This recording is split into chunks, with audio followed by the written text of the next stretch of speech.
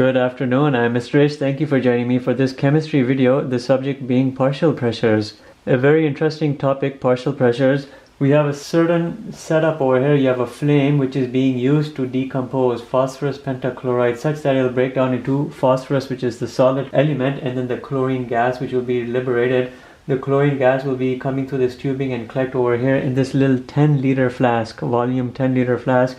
With regards to water, it'll bubble through. In this flask, you have a collection point for gas. You know you'll have water evaporating here, the vapor pressure of water. You'll also have chlorine being generated from this reaction. We have to determine the partial pressure of chlorine gas, and we have to determine the total pressure of all the gases which are collecting over here at 1 atmosphere volume here of 10-liter flask. Using this setup, we have 25 degrees Celsius. And I'm giving you here the vapor pressure of water at 25 degrees being 23.8 millimeters mercury. And notice we have millimeters mercury here and we have atmospheres here, so we'll have to do a conversion there.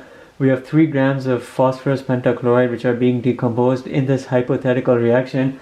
Chlorine gas being liberated and generated and collected here along with water molecules in this flask. We have to determine the partial pressure of that chlorine gas and the total pressure in that flask. How would you go about doing that? We will explore that in this video. Everything over here will start with the reaction phosphorus pentachloride by means of some heat. In a hypothetical reaction, you're getting solid phosphorus and chlorine gas. You have to balance this. You know you have 5 chlorines over here, but if I were to put a 2 over here and a 2 over here, I can put a 5 over here and everything would be balanced. 2 phosphorus and 10 chlorines. This is what we're looking at. This is what we have. We have 3 grams of that. 3 grams of PCl5 times 1 mole of this is equal to how many in terms of the molar mass of phosphorus pentachloride? Remember, this is a stoichiometry part of this question and it will get everything started. We need to determine the moles of this because then we can use that in our ideal gas equation. Assume everything here is behaving like an ideal gas. What's the molecular weight of this? Well, you know 31 for phosphorus plus 35.5 times 5 for the chlorine atoms. You have 208.5 grams. 208.5 grams PCl5 times. You have 5 moles of chlorine gas being generated per 2 moles of PCl5. And we can be a little clear over here, PCl5. This will cancel out with that will cancel out with this. The only thing which will remain is this moles of chlorine diatomic, and let's do it. You have 3 times 5, these are my numerator coefficients, divided by 2, divided by 208.5, and that gives me 0.03597 moles chlorine. 0.03597 moles Cl2. We don't have to convert this into grams because now we're looking at this equation, PV equals nRT. It would be helpful to determine the pressure. P is equal to nRT over V, because this can give me my pressure of chlorine, and you can assume that to be the partial pressure in that flask because this will be a component of all the gases in that flask, the other one being water molecules because water at all times is always evaporating a little bit.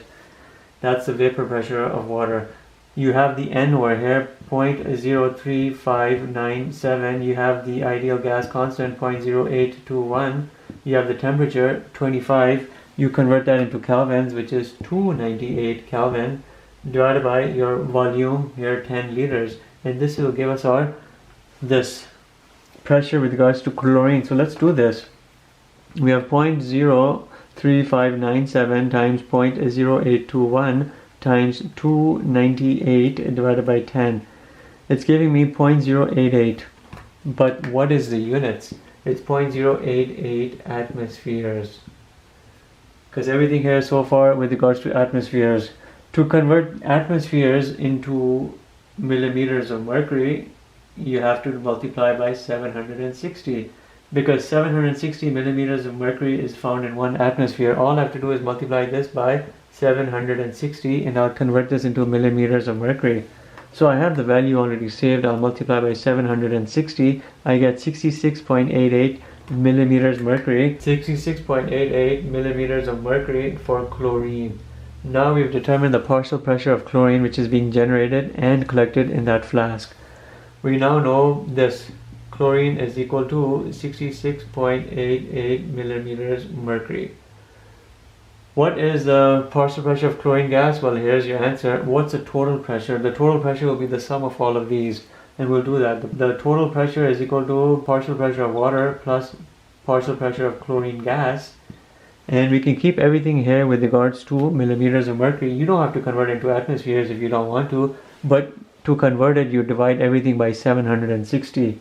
Anyhow, I have 23.8 partial pressure for water plus 66.88 partial pressure for chlorine, and I'm getting 90.68.